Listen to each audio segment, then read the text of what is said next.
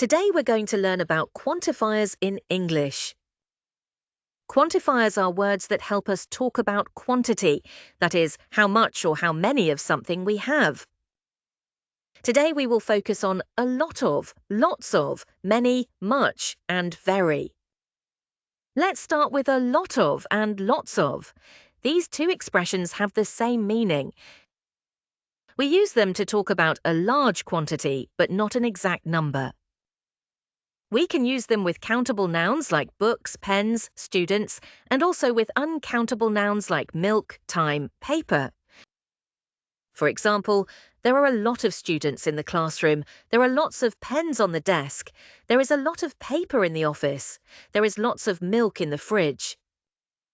We can also use a lot of and lots of in questions. For example, are there a lot of books in your bag? Is there lots of paper on the desk? And we can use them in the past.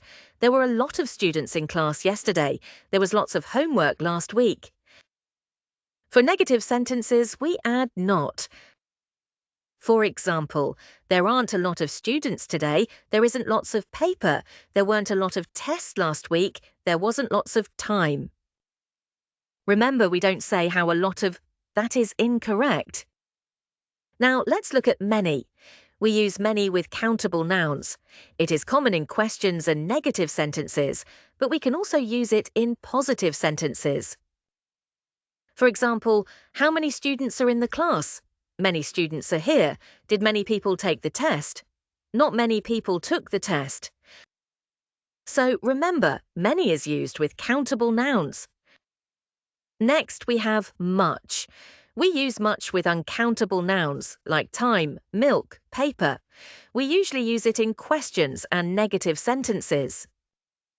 For example, how much time do we have?